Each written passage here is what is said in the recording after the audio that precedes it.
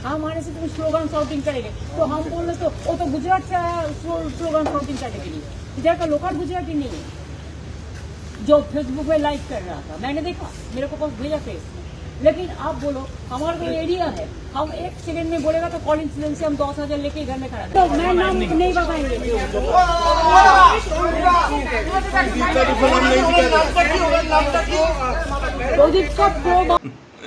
মাননীয়া, আপনি তো প্রকাশে বলছেন কি 230টা আসন পাবেন, কিন্তু এতটা নার্ভাসনেস কেন দেখা যাচ্ছে? রাত্রিবেলা কেন চলে যাচ্ছেন স্ট্রং রুমে হানা দিতে যেখানে ইভিএম গুলো রাখা আছে? এই নার্ভাসনেস কেন আসছে? দর্শক, ইলেকশন কমিশন ইনার সব কৌশল হারিয়ে দিয়েছে। লাস্ট কৌশল ইনার ছিল কাউন্টিংটাকে ম্যানিপুলেট করা। এখন ইলেকশন কমিশন কি করলো? একটাও রাজ্য সরকার এমপ্লয়িকে ইউজ করছে না ইলেকশন কমিশন কাউন্টিং এর দিনে। সব কেন্দ্র সরকারের এমপ্লয়িরা থাকবে ভিতরে। আর তার উপরে কি, এখন কেন্দ্র বাহিনীরা থাকবে ভিতরে। তার মানেটা কি হলো? এখন আবার জোর জবরদস্তি দখল করা যাবে না। সেই জন্যে আপনার নার্ভাসনেসটা বেড়ে গেছে। কল্যাণ ব্যানার্জি গেছিলেন হাইকোর্ট আপিল করতে কি ইলেকশন কমিশন শুধু কেন্দ্র সরকার এমপ্লয়িদেরকে কেন ডিপিউট করছে কাউন্টিং দিনে, রাজ্য সরকার এমপ্লয়িদেরকে কেন নিচ্ছে না? হাইকোর্ট কিভাবে একদম মুখামুখি ওনাকে কিভাবে জবাব দিয়েছে জানেন? হাইকোর্ট বলেছে কি আপনার কি ডাউট আছে সেন্ট্রাল গভর্নমেন্ট এমপ্লয়ের অভিজ্ঞতা নিয়ে? নেই না, একেবারেই খারিজ করে দিয়েছে মামলা। এতবার হাইকোর্ট সুপ্রিম কোর্ট ইনাদের সরকার বা ইনি করছেন, এটা কিন্তু ভালো হচ্ছে না, রাজ্যর জন্য ভালো হচ্ছে না। সারা ভারতের ইলেকশন হলো, সারা রাজ্যে ইলেকশন হয়, সারা রাজ্যে কিন্তু সরকার আসে যায়, কিন্তু এভাবে নাটক আর এভাবে নাকামো কোনো পলিটিশিয়ানকে আমি করতে দেখিনি।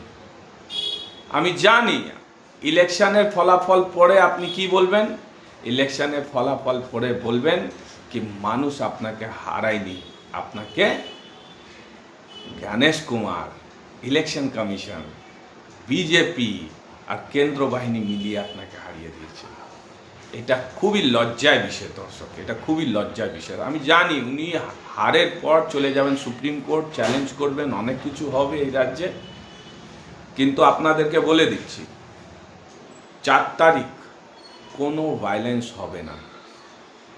আপনারা ভয়মুক্ত থাকবেন, কোনো ভায়োলেন্স হবে না। গ্রাম বাংলা হোক বা পশ্চিমবঙ্গ অন্য অন্য জেলাতে কোথাও আপনি ভায়োলেন্স দেখতে পারবেন না। কেন? কেন্দ্র বাহিনী চাপ্পাতে আছে। আর যেভাবে ইলেকশন কমিশন কন্ডাক্ট করেছে আমাদের এখানে নির্বাচন, স্যালুট। একজনও মারা যায়নি, কারো ক্ষতি হয়নি, কারো বাড়ি পোড়ানো যায়নি, কোনো মহিলার ধর্ষণ হলো না। ভাই, এতদিন হয়ে গেল ভারত স্বাধীন হওয়ার পর বাংলাতে এভাবে হয়েছে আসল নির্বাচন, যেখানে মানুষ বিপুলভাবে বাইরে গিয়ে নিজের মতামত দিয়েছে। সেই জন্যে ভয় হয়ে গেছে ইনার আর ইনাদের লিডার আর ইনাদের যত ছোটোখাটো নেতারা আছে তাদের। সেই জন্যে সবাই গিয়ে এখন স্ট্রং রুমের সামনে বসে ধর্ণা দিচ্ছে, নাটক করছে, নাকামো করছে, কিন্তু আর এই মানুষ সহ্য করতে পারছে না, মানুষ আর ইনাদেরকে নিতে পারছে না। আগে কোনো দিন দেখেছেন কোনো ভোটার প্রকাশে বলছে কি আমি কাকে ভোট দিয়েছি? এবার সোশ্যাল মিডিয়াতে ঝড় বয়ে গেছে, যে যাকে যে ভিডিও দেখুন, যাকে দেখুন, আমার ভিডিওর কমেন্টসগুলো পড়ুন, আপনারাই করছেন দর্শক, সব কিন্তু পজিটিভ কমেন্ট, নেগেটিভ কমেন্ট আমার ভিডিওতে নেই। কেন জানেন? আপনারা আমাকে প্রেম করছেন সেই জন্যে নয়, কিন্তু আপনারা কোরিলেট করতে পারছেন যে কথা আমি বলছি, সে কথাটা কিন্তু যুক্তি দিয়ে মিলে যাচ্ছে। আজকে আর একটা কথা বলে দিচ্ছি দর্শক, মানুষকে যতদিন ইনি আটকেছেন গ্রাম বাংলায় বা পশ্চিমবঙ্গ অন্য অন্য জেলাতে যেখানে মানুষ কোনো দিন ভোট দিতে যেতে পারিনি, এখন ওরা গেছে, লাইন লাগিয়ে বৃষ্টি হচ্ছে, কিন্তু বৃষ্টিতে 2 ঘন্টা দাঁড়িয়ে অত লাইন পেরিয়ে চলে গেছে, ভোট দিয়েছে, নিজে ভোট দিয়ে তারপরে বাড়ি ফিরেছে। আর এখন দর্শক মানুষরা বলছে কি আমি কোথায় ভোট দিয়েছি, এটা খুব বড় ইঙ্গিত। কিন্তু আর একটা ইঙ্গিত বলে দিচ্ছি, কোনোদিন দেখেছেন 3টে জিনিস লক্ষ্য করবেন, যেখানে সরকারের বিদায় হয় 3টে জিনিস ইমিডিয়েটলি পাল্টে যায়। একটা গুন্ডা বাহিনী আগে পাল্টে গেছে, কোনো গুন্ডা বাহিনী কিন্তু এখন বাইরে এসে ইনার কথায় পা দিতে যায়নি, সব শেল্টার, ঠান্ডা ঠান্ডা কুল কুল। তারপরে পুলিশ কিন্তু 180 ডিগ্রি পাল্টে গেছে, চেনাই যাচ্ছে না কেই বাংলা পুলিশ। যে কোনো দিন ভাবুন নেতাদের বা আমরা কত কাঁচা খিস্তি দিতাম কি ভাই পুলিশ চটি চাটা, ভাই পুলিশদের অনেক কষ্ট আছে, ওরা ডিএ পাচ্ছে না, ওরা নিজের অনেক কষ্ট, সেই কষ্টটাও ওরা বলতে যাবে না কি কষ্ট নিয়ে ওরা চাকরি করত। এখন পুলিশ 180 ডিগ্রি, সেই বাংলা পুলিশ এখন যে বাংলা পুলিশের ছবিগুলো দেখতেন আপনি টেবিলের নিচে লুকোতো এরা, এখন ওই বাংলা পুলিশ কিভাবে বাজনা বাজাচ্ছে ভাই, ওফ, স্যালুট বাংলা পুলিশ, স্যালুট। এভাবেই থাকো তোমরা, এইভাবে সেরা বাঙালি পুলিশ থাকবে, আর এইভাবেই থাকবে তোমরা যে রকমে আইন নিয়ে চলো, স্যালুট, তোমরা আইনের পথে চলো।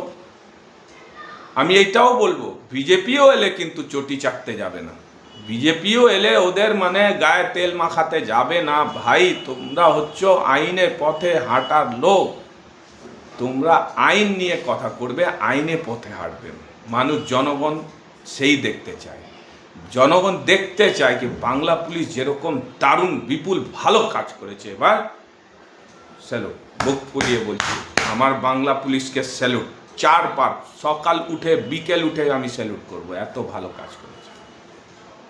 দর্শক ভয় এইটাই, সেই জন্যে রাত্রিবেলা উনি স্ট্রং রুম যাচ্ছেন। কেন কি একটা ন্যারেটিভ বিল্ড করতে হবে কি উনি কেন এই নির্বাচনে হেরে গেলেন। মানে সবসময় তো বলেন উনি মানুষের পাশে, কিন্তু মানুষ উনার পাশে এবারে নেই। কি বলবেন দর্শক? আমার ভিডিওটা লাইক করবেন, চ্যানেলটা সাবস্ক্রাইব করবেন, আর যত পারবেন শেয়ার করবেন এই ভিডিওটা। নমস্কার, জয় হিন্দ, বন্দে মাতরম, জয় শ্রীরাম।